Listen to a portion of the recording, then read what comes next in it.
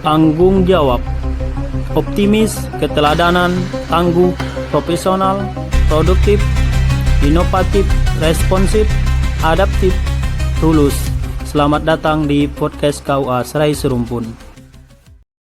Assalamualaikum warahmatullahi wabarakatuh. Hamdan wa syukurillah wa la haula wa la quwata illa billahil aliyil azim. Allahumma shalli ala sayyidina Muhammad wa ala ali sayyidina Muhammad.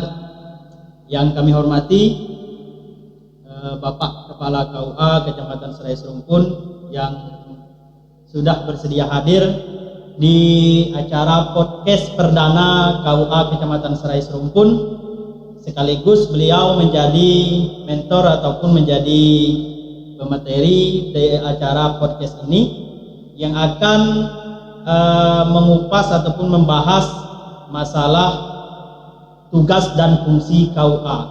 Jadi Bapak KUA ini yang bernama yaitu Bapak Ridwan SAG, beliau lahir yaitu di Rambahan tanggal 6 bulan 8 tahun 1977, betul Pak? Nah, jadi itu jabatan beliau yaitu Kepala KUA Kecamatan Serai Serumpun, dan juga beliau ini memiliki hobi ya Pak? Ya. Memiliki hobi berenang Pak ya? Kadang-kadang. Alhamdulillah. Moto beliau, berikanlah yang terbaik, Allah akan memberikan yang terbaik. Jadi makanan kesukaan beliau yaitu ala tradisional orang dusun Pak ya. Orang dusun. Nah ya. Jadi makanan-makanan gulai rampai, gulai keladi ya Pak ya. Suka Bapak ya. Nah, jadi kalau untuk riwayat pendidikan beliau, SD-nya tahun 1987, MTS-nya MTS Assalam Rimbo Bujang tahun berapa Pak?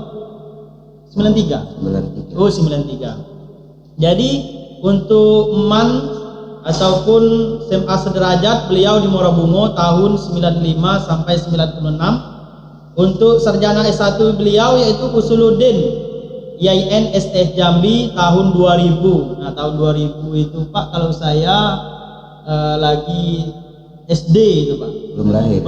Sudah. Saya lahir 93. Nah beliau ini sebelum menjadi Kepala KUA Kecamatan Serai Serumpun juga ada jenjang karirnya yang cukup luar biasa, yaitu menjadi penghulu di Kabupaten Merangin dan Kabupaten Tebo, yaitu di KUA Tebo Hulu Pak ya. Nah sekarang menjadi Kepala KUA Kecamatan Serai Serumpun. Jadi KUA, kantor urusan agama kita ini, ataupun secara umumnya suatu lembaga, jika orang mendengar kata KUA itu Pak, kebanyakan orang cenderung yang terbayang oleh mereka itu masalah nikah. Masalah nikah itu aja. Padahal mungkin KUA itu bukan saja membidangi tentang pernikahan, nikah rujuk dan segala macam. Akan tetapi tugas dan fungsi KUA itu banyak, bukan hanya sekedar masalah nikah saja. Mungkin bisa disampaikan Pak tugas dan fungsi KUA agar masyarakat mengetahui apa saja tugas dan fungsi KUA itu. Assalamualaikum warahmatullahi wabarakatuh. Waalaikumsalam warahmatullahi wabarakatuh. Yang saya hormati semua personil dari kantor KUA Kecamatan Serai Serumpun yang saya banggakan dan saya cintai, dan host daripada podcast KUA Kecamatan Serai Serumpun. Terima kasih Pak. Plus sangat. Pada dasarnya KUA itu sudah ada sejak zaman kolonial penjajahan. Cuman dulu waktu itu masih sifatnya tradisional ya, boleh dikatakan masih dalam tempat-tempat tertentu, contohnya di tempat kiai yang menyelenggarakan daripada syariat agama, kemudian di masjid, ke tempat ibadah lainnya, khususnya umat Islam ya. Jadi beriring waktu itu berkembang. Yang tujuannya tadi untuk melayani, pada dasarnya memang untuk umat Islam ya, umat Ya. Islam yang ingin melaksanakan pernikahan. Seiring waktu, masalah masih pada zaman kolonial, khususnya pada masa penjajahan Jepang, itu masih sifatnya semi formal ya, sedikit sudah terkoordinir tapi belum formal, belum Iya. dimasuki oleh, diakomodir oleh atau pemerintah langsung. Jadi sebelum itu pada zaman Jepang itu bernama semubu namanya. Semubu, Pak. Iya, Semubu. semubu namanya waktu zaman Jepang. Jadi untuk mengkoordinir daripada katakanlah khususnya dalam pernikahan, dan umumnya mungkin saat itu ada pelayanan-pelayanan lain lagi, namun khususnya masih terfokus dalam pelayanan pernikahan juga. Tapi untuk Islam itu Pak semubu. Untuk itu. Islam semubu. Kalau sekarang ini kan kantor KUA. Oh, Iya, KUA. Iya. Tapi belum, itu belum namanya kantor KUA. Masih namanya semubu. Semubu. Ya, sebelum tahun 46. Jadi beriring waktu, pasca daripada kemerdekaan, maka muncullah di situ perhatian daripada pemerintah kita untuk mengkoordinir daripada umat Islam ini atau umat yang lain, membuat suatu lembaga yang formal. Maka di situ berdirilah yang namanya tahun 46 itu Departemen Agama. Nah, itu awalnya berdiri tahun 46 itu tepatnya pada tanggal 3 Januari 1946. Itu awal mulanya sudah ada daripada formalnya tahun 46 itu. Masih di bawah kepemimpinan Bapak Presiden siapa saat itu? Soekarno. Ya. Yang Menteri Agamanya saat itu pertama kali bernama Bapak Rasidi. Bapak Rasidi. Iya. Wih, ini luar biasa nih Pak. Iya. Ini informasi sejarah-sejarah KUA Iya. yang disampaikan Bapak. Ini memiliki daya tarik untuk generasi muda. Pak Rasidi ini Menteri Agama pertama, itu tidak salah dia ini banyak setelah dia lepas tidak menjabat lagi, pengarang buku yang sekarang mungkin terkenal dengan buku contohnya tuntunan sholat itu ya. Soal lengkap itu Fikih, Pak ya. ya. Oh. Membahas tentang anggapan masyarakat dan KUA tadi. Anggapan itu tidak salah, ya, karena pada dasarnya berdirinya itu KUA itu dulunya itu, Memang untuk Ya. tempat nikah ya. iya, untuk melayani dalam hal pernikahan yang awalnya tidak formal menjadi formal yang di bawah naungan pemerintah secara sah, baik pun secara syariat maupun terkait dengan aturan agama. Jadi itu maka ada anggapan KUA itu untuk melayani pernikahan. Yang saya tahu itu ada 3 kali perubahan. 3 kali perubahan. 3 kali perubahan di dalam memberikan pelayanan perubahan dalam aturan-aturan Menteri Agama, memberikan pelayanan yang terbaik pada masyarakat. Adalah salah satunya mulai daripada PMA nomor 517 tahun 2001. Oh, itu Ya, awal pertamanya, ya, mestinya. Itu hanya beberapa tusi, beberapa item yang ditumpahkan masuk di situ tata kelola KUA. Tata kelola KUA. Kemudian berkembang lagi, ada perubahan lagi ya. Itu pada PMA nomor 34 tahun 2016, tata kelola KUA atau tugas dan fungsi pokok KUA. Nomor 34 tahun 2016. Nah, di situ pada tahun 2016 sampai menjelang 2024 itu 517 sampai ke 34 2016 itu mengalami banyak perubahan dan penambahan. Nah, dan pada sebelumnya bulan 2024 itu masih ada yang namanya pelayanan haji. Pelayanan haji. Haji. Oh. Nah, itu salah satunya dalam hal pengembangan. 2024 PMA nomor 24 itu tinggal 8.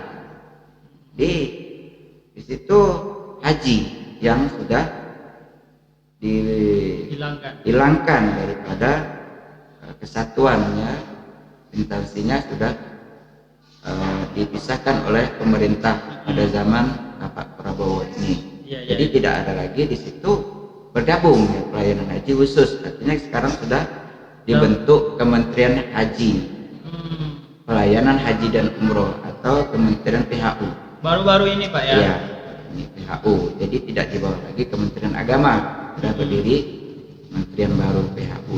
Di antara 3 PMA ini yang ingin saya sampaikan dalam tugas dan fungsi pokok KUA itu, kita langsung saja kepada PMA nomor 24 tahun 2024 itu. Di dalam PMA nomor 24 ini tahun 2024 ini, setelah kita pisah daripada haji, maka tinggal 8 tugas dan fungsi daripada atau pokok KUA. Di antaranya pelayanan pengawasan, pencatatan pernikahan dan pelaporan nikah dan lucu. Jadi KUA memang pada dasarnya seperti disebutkan di awal tadi itu pokok. Yang pertamanya memang nikah, iya. Pak, ya, lagi-lagi nikah. Maka itu dasar saya tadi menyebutkan bahwa pelayanan anggapan masyarakat itu itu mengalami banyak juga kemajuan, perkembangan mulai dari yang zaman dulu masih sifatnya manual atau offline. Nah, sekarang sudah mengalami kemajuan, sudah terintegrasi melalui IT, kemudian ada namanya di situ perkembangan SIM card ya secara online, satu layanan, satu seper, langsung kita hari ini daftarkan Jatin untuk menikah, langsung ke pusat satu seper ya.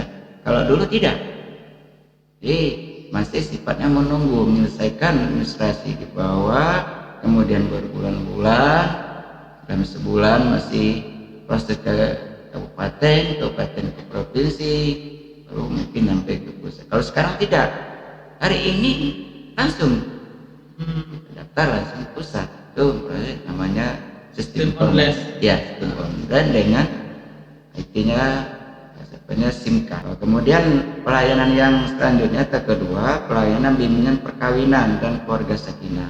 Jadi kita tidak hanya sekarang ya atau hanya untuk mendaftarkan pernikahan calon pengantin, tapi kita sudah juga di sini menerima atau melayani daripada bimbingan perkawinan itu ya. Perkawinan itu bimbingan calon pengantin dan keluarga sakinah. Jadi di situ sifatnya juga kita ada namanya bimbingan keluarga ya, keluarga baik pun yang belum nikah maupun yang sesudah nikah ya. Yang ketiga, pelayanan bimbingan kemasjidan. Nah, kalau dulu masih sebelum katakanlah ya tahun baru-baru merdeka, tapi sudah ada Departemen Agama, sudah belum kalau sekarang sudah ada yang namanya pelayanan daripada bimbing kemasjidan, mulai dari bimbingan untuk pendirian rumah ibadah, mendirikan syaratnya, kemudian membimbing daripada pengelola pengurus masjid tersebut, kemudian membina pegawai syaratnya juga. Nah, itu ada latihan ataupun pertemuan untuk bimbingan khusus Jadi pada mereka. masjid dan SDM masjidnya harus dibina, Iya. diberikan pelayanan. Iya, intinya dalam hal ini saya ingin menyampaikan bahwa KUA itu adalah garda terdepan daripada Kementerian Agama Pusat untuk melayani masyarakat, langsung bersentuhan dengan masyarakat di bawah.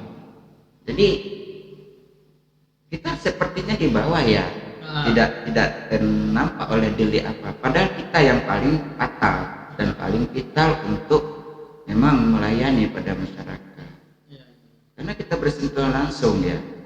Tentunya memberikan informasi, memberikan layanan dan Langsung kepada masyarakat. iya pada masyarakat. Jadi kita tugas KUA itu berat. Dengan salah sampaikan, salah regulasi, salah penafsiran nanti. Nah ini yang kita harus tugas KUA itu harus memang menguasai dan jangan sampai nanti ada kekeliruan. Kemudian kita masuk kepada pelayanan atau tupoksi daripada KUA yang keempat, yaitu pelayanan konsultasi syariah. Jadi iya, jadi masyarakat itu KUA juga diberikan untuk kesempatan atau melayani masyarakat yang ingin konsultasi di bidang hukum atau syariah dan sebagainya, masalah keagamaan. Kita menampung. Jadi tidak hanya melayani daripada pernikahan saja, ya, atau dia mengembangkan lagi pelayanan tentang keagamaan. Ada mereka untuk ada masalah tentang hukum keluarga dan sebagainya, atau masalah muamalah dalam hal mungkin itu dikaitkan dengan hukum syariah, terima berikan suatu pencerahan bagaimana solusinya, kemudian bagaimana menurut hukumnya. Nah, di situ banyak kita memberikan suatu bimbingan untuk memberikan pelayanan kepada masyarakat. Nah, ini kan perkembangan yang sangat luar biasa dalam hal KUA, karena berhadapan langsung dengan masyarakat. Kemudian yang kelima, pelayanan bimbingan dan penerangan agama Islam. Itu tadi pelayanan bimbingan dan penerangan keagamaan atau agama Islam. Yang kelima, KUA itu sebagai garda terdepan ada bertanggung jawab untuk menyampaikan misi ataupun pelayanan masyarakat dan pemerintah terhadap masyarakat dalam hal bimbingan keagamaan di masyarakat, ya, memberikan penyuluhan. Nah, maka penyuluhan atau membina pengajian di masyarakat atau organisasi keagamaan yang sifatnya tidak bertentangan dengan Pancasila dan Undang-Undang. Alhamdulillah kita dari kantor KUA khususnya Kecamatan Serais Rumpun ini kita sudah ada SDM-nya untuk memang daripada penyambung Kementerian Agama itu untuk langsung bersentuhan dengan masyarakat, memberikan arahan dan bimbingan dan binaan kepada masyarakat terhadap keagamaan yang ada di masyarakat, baik pun lembaga formal maupun yang formal sifatnya. Itu baik yang mulai dari kalangan remaja, kemudian orang dewasa, bapak-bapak, dan baik induk-induk atau ibu-ibu ya. Jadi semuanya ini merupakan suatu keindahan bagi para penyuluh kita untuk memberikan sentuhan-sentuhan yang dulu bahasanya penerangan penyampaian dakwah ya bahasanya, sentuhan dakwah melalui berbagai metode, baik pun metode langsung ataupun metode daripada mungkin melalui media sosial. Itu banyak ya perkembangannya. Ini suatu peningkatan melalui media sosial itu luar biasa. Sekali saja mereka menyampaikan suatu tausiah, semuanya bukan hanya satu kecamatan saja bisa mendunia untuk mendengar mendengarkan penyampaian tausiah tersebut atau koordiniran atau pembinaan daripada keagamaan-keagamaan pada masyarakat. Nah, ini enaknya itu. Jadi luar biasa tugas penyuluh itu memberikan memang pencerahan langsung berhubungan dengan berbagai bidang keagamaan di masyarakat langsung ya. Nah, ini tugasnya mulia dan banyak pahala. Kalau uangnya belum tentu. Uangnya belum tentu, tidak ada. Ikhlas beramal. Karena cukup digaji ya, mereka hanya mendapatkan gaji. Memang banyak disitulah. Ketika itu banyak kendala mereka di lapangan, kondisi geografis, kondisi kendaraan dan sebagainya. Kemudian kondisi pengajian itu kadang susah untuk disatukan. Ini tugas berat bagi mereka itu. Sementara mereka jadi punya program itu begitu banyak ya, itu banyak, tapi kadang-kadang ketika di lapangan mengalami tidak sesuai dengan yang diinginkan karena kultur ataupun keadaan masyarakat, apalagi sekarang di zamannya ini sibuk ya, serba sibuk, siang sibuk cari nafkah, malam kita susah untuk menjangkau mereka. Itu. Kemudian yang ke-6, pelayanan bimbingan zakat dan wakaf. Kalau dulu, zaman dulu ya, itu masih sifatnya terfokus banyak di masjid. Tidak ada artinya pengelolaan atau pemberian daripada penerang ketentuan yang lebih terpusat ataupun terkoordinir. Nah, dulu contohnya masih banyak yang bingung kemana mau menyalurkan zakat, ke siapa. Nah, sekarang dengan adanya di sini pengelolaan zakat dan wakaf melalui KUA ini sesuai dengan diinginkan pemerintah bahwa sudah teratur atau terarah dengan benar. Ini kerjasama juga dengan Basnas, Basnas di baik tingkat kecamatan maupun tingkat kabupaten. Jadi sudah terarah, terkoordinir ya. Zakat wakaf. Tentu dalam wakaf pun sudah dilayani. Kalau dulu kan tidak, contoh wakaf ya, wakaf itu tidak bisa tercantum dalam akta. Ya, kalau sekarang dalam pelayanan Kementerian Agama itu sudah ada pengelolaan siapa yang berwakaf, contohnya untuk keperluan umat atau contohnya ibadah sudah ada di situ. Nanti terbit sertifikatnya ya, tapi itu nanti harus ada melalui aturan terlebih dahulu. Di KUA menyiapkan kalau dulu tuh yang namanya AIW, belangko AIW. Belangko AIW itu akta ikrar wakaf.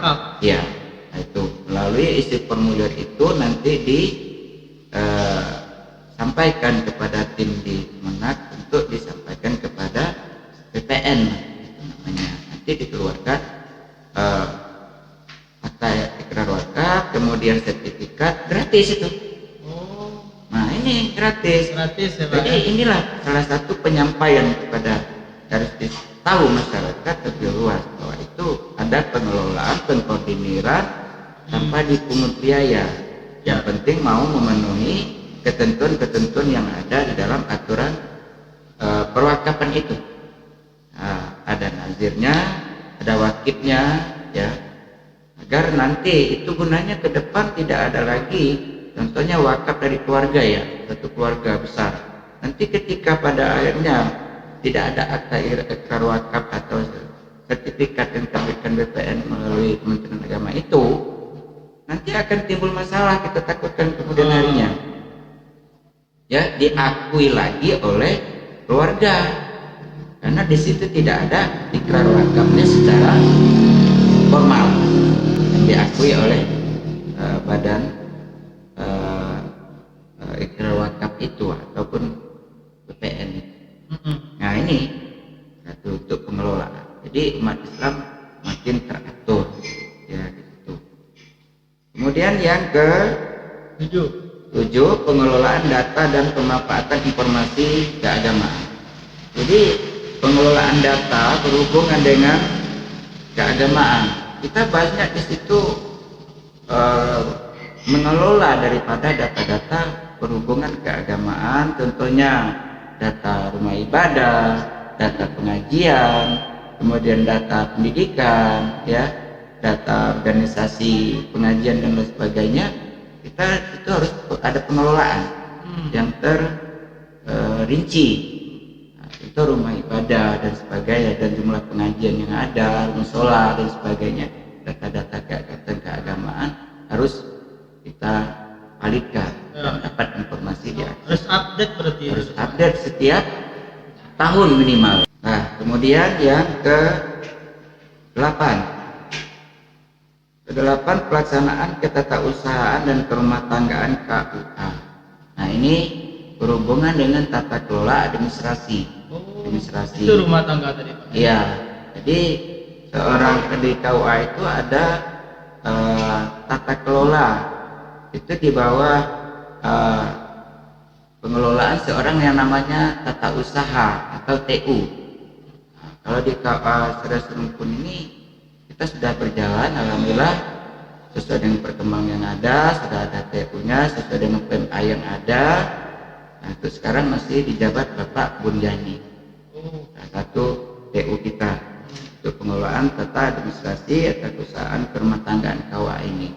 Yang dalam hal ini pelaksana eksekusinya itu adalah, alhamdulillah saya bersyukur ya kepada Allah, dengan adanya pengadaan P3K yang baru ini, sangat artinya bekerja sangat membantu daripada pelaksanaan tata kelola KUA itu.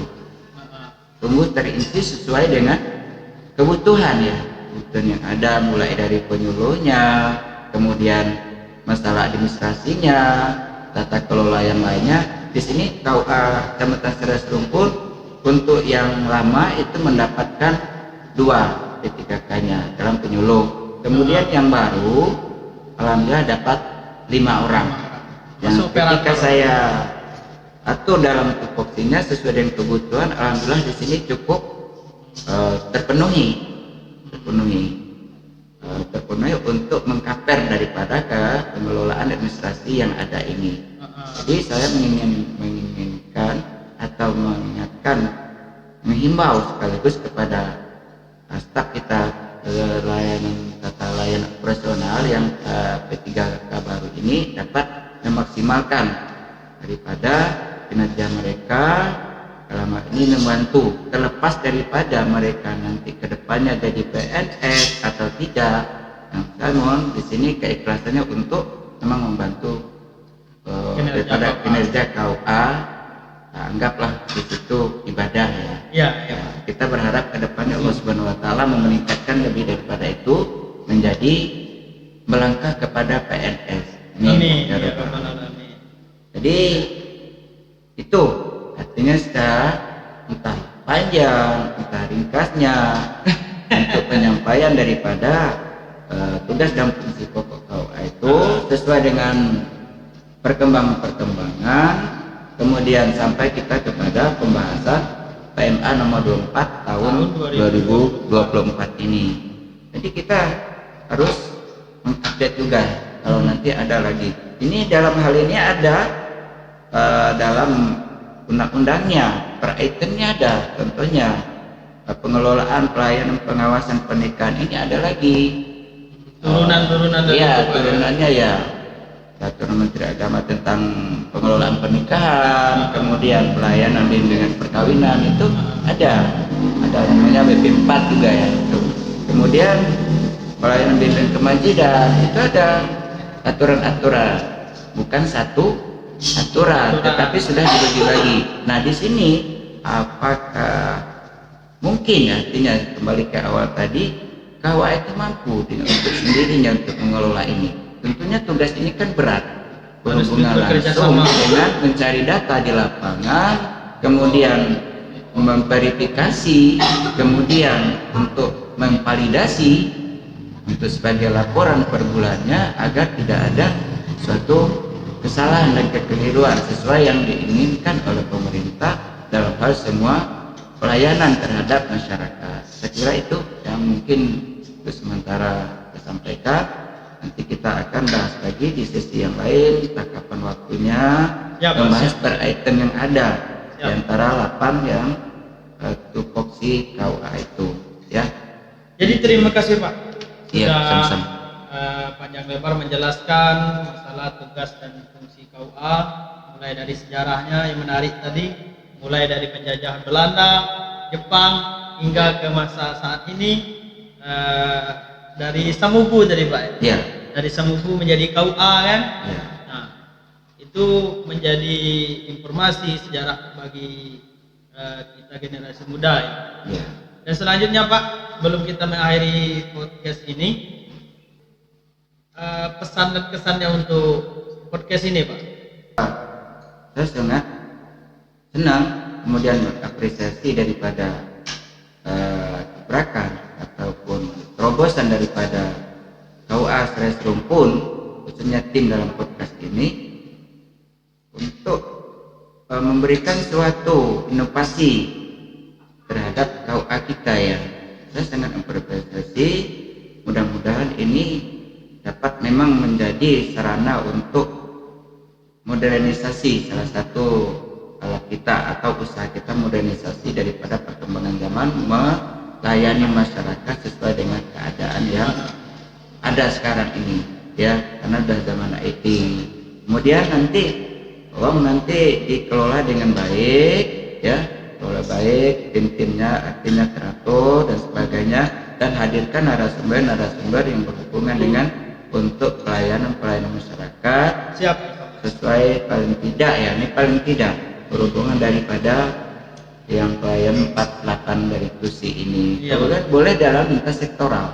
Boleh Pak ya? Boleh perkembangan tapi konsultasi terlebih dahulu.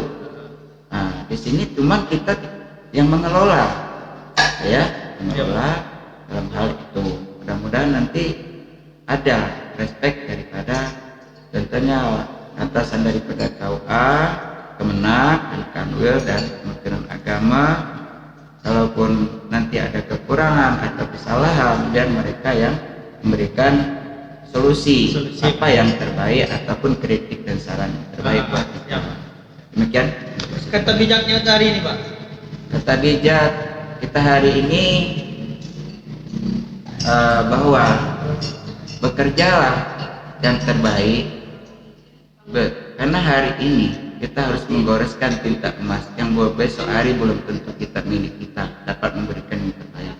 Oke. Ya. Terima kasih Pak. Ya, sama-sama. Sampai jumpa di episode selanjutnya. Insya Allah. Jadi sahabat podcast KUA Kecamatan Serais Rumpun, cukup sekian podcast kita ini, dan mudah-mudahan bermanfaat bagi kita semuanya. Amin ya rabbal alamin. Dan kami akhiri. Wassalamualaikum warahmatullahi wabarakatuh.